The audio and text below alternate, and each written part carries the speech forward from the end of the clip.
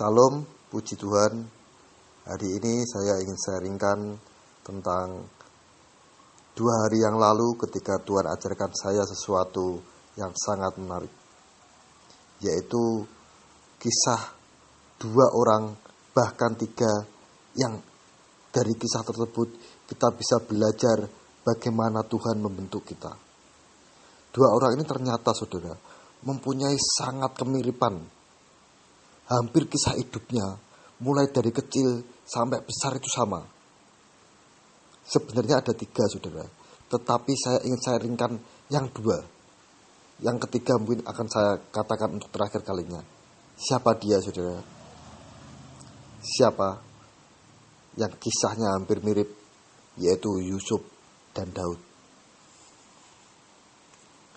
Yusuf dan Daud ini, saudara, ketika dia masih kecil, dia sudah diberi janji oleh Tuhan untuk dijadikan raja. Kita tahu, saudara, ketika waktu itu Yusuf masih muda, saudara, Yusuf bermimpi, dia melihat berkas-berkas gandumnya berdiri sendiri, sementara berkas-berkas gandum yang lainnya sujud menyembah berkas gandumnya. Kemudian dia juga bermimpi bagaimana bintang-bintang, bahkan bulan dan matahari sujud menyembah dia. Tuhan seperti mau berkata kepada dia bahwa kamu akan menjadi pemimpin besar. Seperti itu, saudara. Itu janji yang diberikan Tuhan ketika Yusuf masih kecil. Demikian juga siapa, saudara? Daud. Daud ini juga diberikan mimpi oleh Tuhan ketika dia masih muda, masih kemerah-merahan. Dia diurapi Samuel untuk menjadi raja. Kita baca saja, saudara, pada 1 Samuel 16, 1 Samuel pasal 16, mulai ayat yang keempat. Saya bacakan 1 Samuel 16 ayat yang keempat. Samuel berbuat seperti yang difirmankan Tuhan, dan tibalah ia di kota Bethlehem. Para tua-tua di kota itu datang mendapatkannya dengan gemetar dan berkata, "Adakah kedatanganmu ini membawa selamat?" Samuel ini ternyata nabi besar, loh, saudara. Para tua-tua di kota itu, kalau yang datang Samuel itu sampai gemetar, sampai ketakutan. Ada apa ini, nabi besar seperti Samuel kok datang di kota kita, kok datang di tempat kita, datang di Bethlehem, kenapa? Mereka bertanya, adakah kedatanganmu ini membawa selamat? Ayat yang kelima, jawabnya, ya benar. Wah, itu langsung ayem mesti ya, saudara. Kalau saya yang tanya, karena takut, adakah kedatanganmu ini membawa yang kabar baik gitu misalnya. Kemudian orangnya itu berkata, ya benar. Wah, langsung ayem, lega. Saya lanjutkan, ya benar. Aku datang untuk mempersembahkan korban kepada Tuhan. Kuduskanlah dirimu dan datanglah dengan daku ke upacara pengorbanan ini. Kemudian ia menguduskan Isai dan anak-anaknya yang laki-laki dan mengundang mereka ke upacara pengorbanan itu. Saya ilustrasikan dulu, saudara. Kalau nabi besar datang ke sebuah kota yang bahkan membuat para tua-tua di kota itu gemetar karena takut apa kabar yang dibawa oleh nabi besar ini. Saya yakin pada waktu itu semuanya dikumpulkan. Bahkan Samuel saja berkata sendiri, aku ingin menguduskan dirimu. Datanglah dengan daku ke upacara pengorbanan ini. Semua disuruh datang, saudara. Kemudian Samuel ini menyuruh Isai untuk mengumpulkan anak-anaknya. Karena Samuel ingin mengurapi salah satu anak Isai yang dipilih Tuhan untuk menjadi raja atas Israel. Kemudian ayat yang ke-6 saya bacakan, saudara. Ketika mereka itu masuk dan Samuel melihat Eliab, lalu pikirnya, sungguh di hadapan Tuhan sekarang berdiri yang diurapinya. Tetapi berfirmanlah Tuhan kepada Samuel, janganlah pandang parasnya atau perawakan yang tinggi, sebab aku telah menolaknya. Bukan yang dilihat manusia, yang dilihat Allah. Manusia melihat apa yang di depan mata, tetapi Tuhan melihat hati. Lalu Isai memanggil Abinadab dan menyuruhnya lewat di depan Samuel. Tetapi Samuel berkata, orang ini pun tidak dipilih Tuhan. Kemudian Isai menyuruh Sama lewat. Tetapi Samuel berkata, orang ini pun tidak dipilih Tuhan. Demikianlah Isai menyuruh ketujuh anaknya lewat di depan Samuel. Tetapi Samuel berkata kepada Isai, semuanya ini tidak dipilih Tuhan. Lalu Samuel berkata kepada Isai, inikah anakmu semuanya? Jawabnya, masih tinggal yang bungsu, tetapi sedang mengembalakan kambing domba. Kata Samuel kepada Isai, suruhlah memanggil dia, sebab kita tidak akan duduk makan sebelum ia datang kemari. Ini ya saudara ya, sebenarnya Isai itu gak menganggap Daud. Sudah tahu nabi besar datang, mau memilih anaknya, salah satu anaknya untuk diurapi. Tetapi bagi Isai, Daud itu seperti bukan anaknya, tidak dianggap saudara. Saya berpikir Isai ini tidak seperti menolak Daud saudara, tidak menganggap Daud itu anak yang luar biasa, tetapi merendahkan Daud, seperti menolak. Dalam keluarga itu Daud seperti tolak saudara. Kalau saudara saat ini merasa ditolak oleh keluarga saudara, merasa disingkirkan oleh keluarga saudara, merasa dikucilkan, dianggap rendah oleh keluarga saudara, Daud juga mengalaminya saudara. Jangan khawatir, apa yang menurut pandangan manusia itu baik, tidak menurut Tuhan, karena Tuhan melihat hatinya. Saya teruskan saudara. Ayat yang ke-12. Kemudian disuruhnyalah menjemput dia. Ia kemerah-merahan, matanya indah, dan parasnya elok. Lalu Tuhan berfirman, bangkitlah, urapilah dia, sebab inilah dia. Samuel mengambil tabung tanduk yang berisi minyak itu, dan mengurapi Daud di tengah-tengah saudara-saudaranya. Sejak hari itu, dan seterusnya, berkuasalah roh Tuhan atas Daud. Lalu berangkatlah Samuel menuju Rama. Kisah ini saudara hampir mirip dengan kisah Yusuf. Kita tahu saudara, ketika setelah Yusuf bermimpi seperti itu, saudara-saudaranya Yusuf itu menolak Yusuf. Kalau Yusuf datang, mereka menyingkir, mereka tidak senang dengan Yusuf. Sampai akhirnya apa saudara? Akhirnya ketika Yusuf datang, ketika saudara-saudaranya menggembalakan kambing domba, Yusuf ditangkap, kemudian dimasukkan sumur.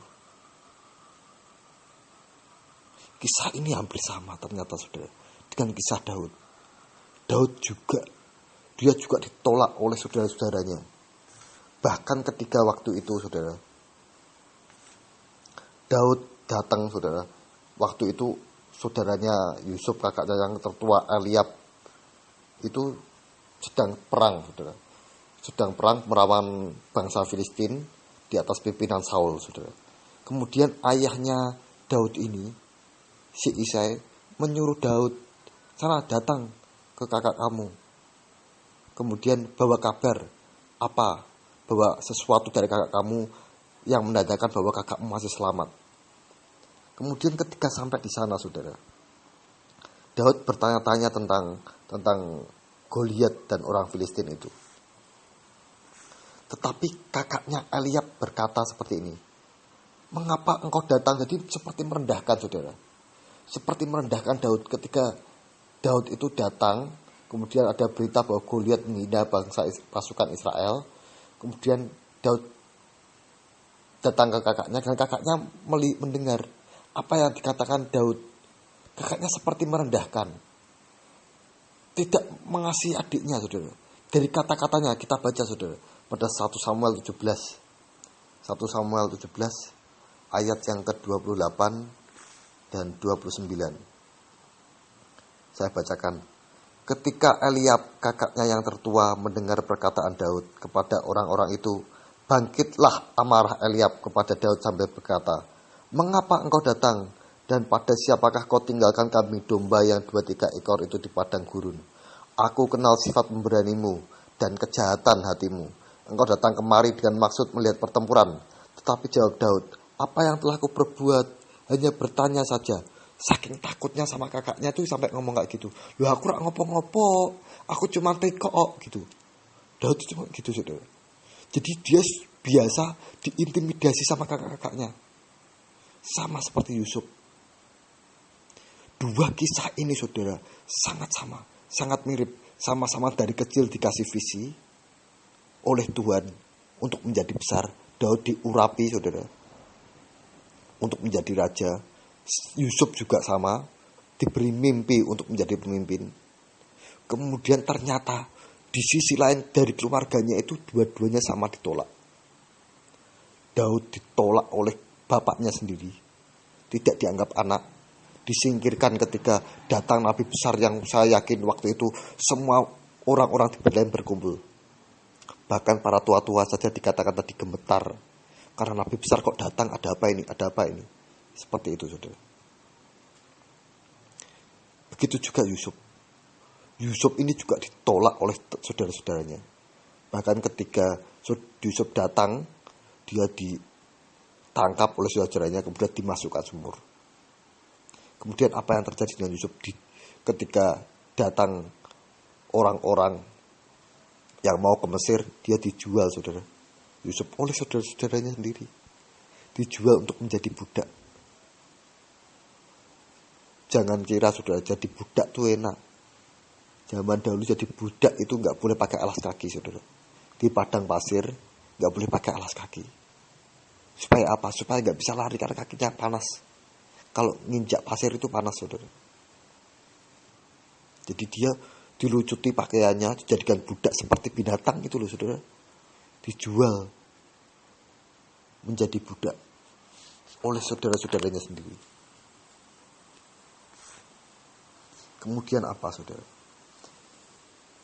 Ketika ini kisah yang sama ini saudara. Ketika mereka jatuh, Daud juga dihina, direndahkan oleh saudara-saudaranya, diejek-ejek oleh saudara-saudaranya, dimarahi sampai ketakutan. Aku rak ngopo-ngopo, cuma tekok gitu tadi, seperti yang saya katakan tadi saudara. Kemudian Tuhan naikkan saudara. Tuhan mulai naikkan. Ini kisah yang sama saudara. Yusuf ketika dijual oleh bangsa Mesir saudara. Kemudian dia dijual oleh Potifar. Yusuf itu mulai dinaikkan oleh Tuhan. Dia yang tadinya jadi budak rendahan oleh Potifar, tidak boleh tidur di dalam rumahnya. Mungkin tidurnya di jalan, di emper rumahnya atau gimana. Budak terserah mau tiduran di mana. Tetapi Tuhan menyertai Yusuf. Tuhan menyertai Yusuf. Sehingga Yusuf bisa menguasai rumah Potifar. Kita baca saudara pada Kejadian pasal yang ke-39. Kejadian pasal 39 ayat yang kedua. Langsung saja saudara. Kejadian pasal 39 ayat yang kedua. Tetapi Tuhan menyertai Yusuf sehingga menjadi seorang yang selalu berhasil dalam pekerjaannya. Maka tinggallah ia di rumah tuannya, orang Mesir itu. Jadi sebelumnya dia tidak tinggal di dalam rumah, tidak tinggal di rumah tuannya, dia tinggal di luar, budak. Tetapi Tuhan menyertai Yusuf. Sehingga Yusuf akhirnya apa saudara? Menjadi orang kepercayaannya Potifar. Bahkan segala sesuatu dipercayakan oleh Potifar kepada Yusuf. Sama seperti Daud saudara. Daud juga. Ketika Daud berjalan dengan iman, Tuhan menyertai Daud sehingga Daud dapat mengalahkan Goliat. Apa yang terjadi saudara? Daud kemudian diangkat oleh Saul menjadi kepala prajurit. Sama saudara dengan yang terjadi dengan Yusuf. Yusuf diangkat menjadi penguasa rumah Potifar. Yusuf diangkat menjadi kepala prajurit Saul. Ketika Yusuf selesai mengalahkan Goliat saudara. Kita baca pada 1 Samuel 18. 1 Samuel 18 ayat yang kelima. Daud maju berperang dan selalu berhasil kemana juga Saul menyuruhnya, sehingga Saul mengangkat dia mengepalai para prajurit. Hal ini dipandang baik oleh seluruh rakyat dan juga oleh pegawai-pegawai Saul. Jadi prosesnya ini saudara, yang saya ingin sampaikan, proses ini sama antara Yusuf dan Daud. Ketika kecil diberi visi oleh Tuhan untuk menjadi penguasa, kemudian dijatuhkan, ditolak oleh keluarganya, dibenci oleh keluarganya. Yusuf menjadi budak, saudara. Kemudian diangkat. Prosesnya seperti itu, saudara. Diangkat mengepalai rumah Potifar. Daud juga diangkat menjadi kepala prajurit. Kemudian setelah itu apa, saudara? Dijatuhkan lagi. Kali ini jatuhnya lebih keras, saudara. Jatuhnya lebih keras. Apa yang terjadi, saudara? Yusuf dituduh oleh istrinya Potifar mau memperkosa dia, sehingga Yusuf tanpa dihakimi langsung dimasukkan penjara. Penjara itu, saudara, tanpa batas. Mungkin kalau sekarang penjara seumur hidup sampai mati, saudara. Dan penjara zaman dahulu itu bukan penjara kayak sekarang, saudara. Enak aja penjaranya. Saya membayangkan penjara seperti zaman dahulu itu penjara yang di bawah tanah, saudara. Jadi mungkin tidak ada sinar matahari yang masuk. Benar-benar dikurung sehingga tidak bisa keluar, tidak bisa berbuat apa-apa. Seperti ini, saudara. Jadi di dalam tanah, kemudian dikasih tutup pintu, dari di atas tanahnya itu dibuka gitu, Dok. Jadi nggak ada apa-apanya. Mungkin gua-gua gitu, Dok, saudara. Di dalam tanah itu. Bahkan Yusuf ini berkata seperti liang tutupan pada Kejadian 40 ayat yang ke-15. Kejadian 40 ayat yang ke-15 saya bacakan, saudara, supaya saudara tahu gambarannya. Sebab aku diculik begitu saja dari negeri orang Ibrani, dan di sini pun aku tidak pernah melakukan apa-apa yang menyebabkan aku layak dimasukkan ke dalam liang tutupan ini. Jadi seperti bukan penjara Indonesia masih enak, saudara, masih bisa ada mataharinya masuk, itu bukan. Seperti bayangan saya seperti penjara bawah tanah yang hanya dikasih tutup gitu, Dok. Liang, lubang yang dikasih tutup gitu, Dok, saudara. Bawah tanah gitu. Dijatuhkan luar biasa. Bahkan kalau Yusuf putus asa itu sudah tidak bisa berbuat apa-apa dia. Sampai kapan dia di penjara tidak tahu. Mungkin sampai mati.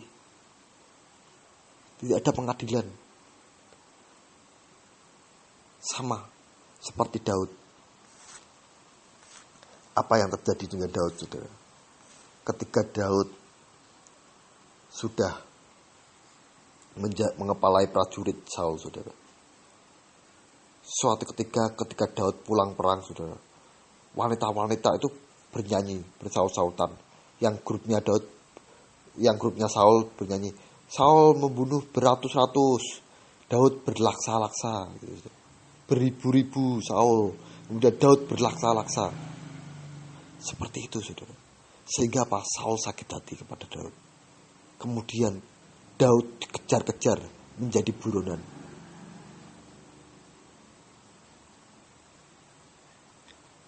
Sampai lari ke sana ke sini, saudara, menghindar dari Saul. Bahkan sampai pura-pura gila. Habis dari kepala prajurit, kemudian dikejar oleh rajanya sendiri sampai pura-pura gila, saudara. Bayangkan gitu. Jadi dijatuhkan luar biasa. Dia dikejar-kejar oleh Saul, mau dibunuh oleh Saul. Daud itu pura-pura gila ketika bertemu Raja Akis, saudara.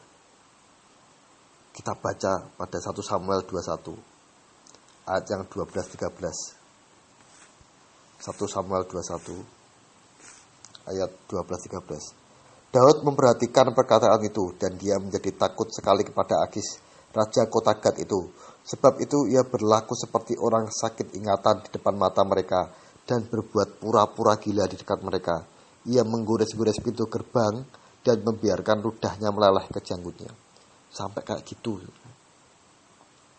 Saking takutnya dikejar Saul, sampai akhirnya dia di kota Akis. Kota ini, raja ini tahu, saudara, di Akis, di kota Gat itu, raja ini tahu saudara, bahwa Daud itu dulu, ini kotanya bangsa Filistin saudara. Dulu kepala prajuritnya Saul yang membunuh berlaksa-laksa. Ketika tahu mau ditangkap sama prajurit, dihadapkan sama rajanya, dia pura-pura gila saudara. Sampai seperti itu. Bahkan pada Mazmur pasal yang 31 ayat yang ke-23, Daud berkata, "Aku menyangka dalam kebingunganku, aku telah terbuang dari hadapan matamu." Sampai menyangka dia dibuang oleh Tuhan. Ini Tuhan sudah. Saking dia tertekan, saking dia bingung tidak bisa berbuat apa-apa, dikejar-kejar oleh Saul mau dibunuh sudah.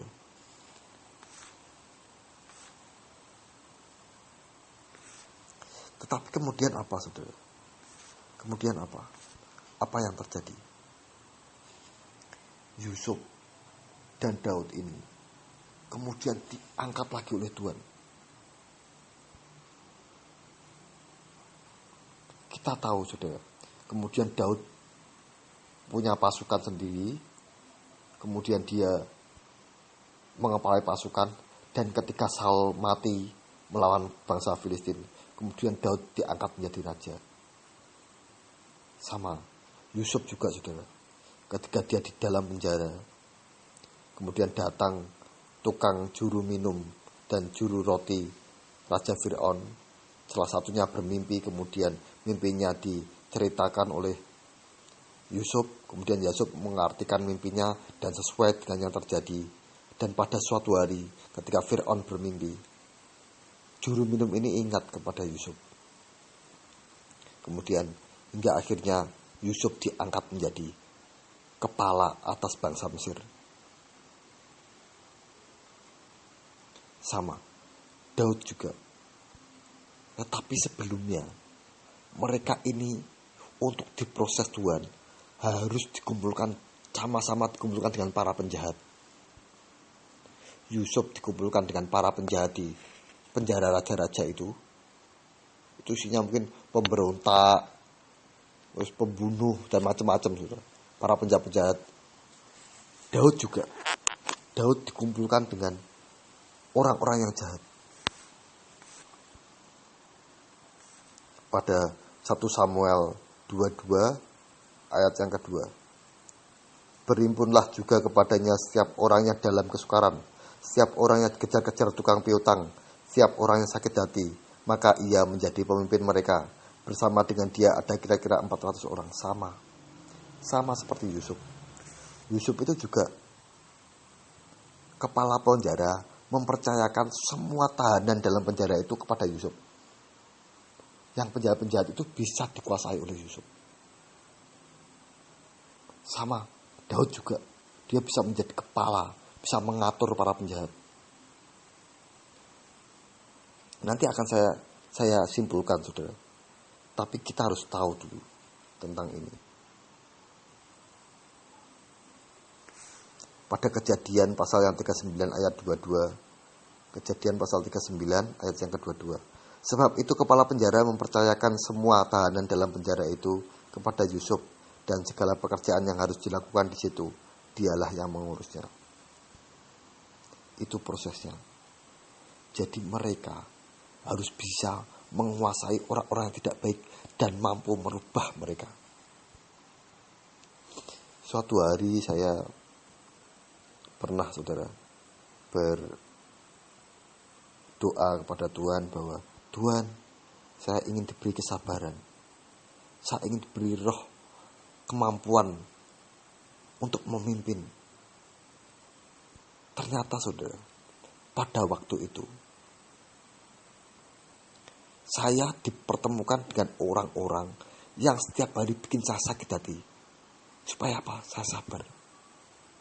Kalau gak ada yang bisa bikin sakit hati, tahu dari mana kita sabar? Gak tahu. Saya dikumpulkan dengan orang-orang yang mengecewakan saudara. Kalau saya masukkan hati bisa gak karu-karuan. Tetapi saya tahu kalau itu proses Tuhan.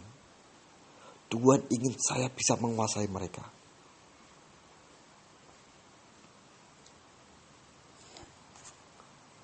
Sama seperti yang terjadi pada Yusuf dan Daud.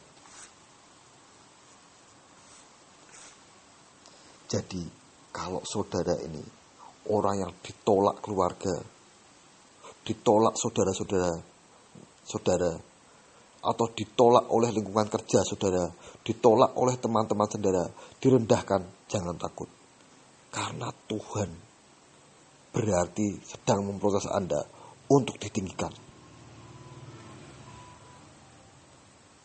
Kemudian ketika saat ini saudara sedang jatuh, saudara bangkit kemudian dijatuhkan lagi, jangan takut saudara. Sama seperti anak panah. Anak panah itu saudara, untuk melesat cepat ke depan, dia harus ditarik mundur dulu ke belakang. Ditarik mundur dulu ke belakang, semakin jauh ditarik, hingga titik puncak kejatuhan atau titik puncak kemunduran itu dilepaskan oleh Tuhan, melesat cepat ke depan. Sehingga sesuai dengan sasaran yang tuju Tuhan. Jadi kalau saudara saat lagi jatuh, sedang berada mundur, bisnis saudara sedang mundur, pekerjaan saudara sedang mundur, jangan takut. Karena Tuhan ingin membuat kita melesat ke depan.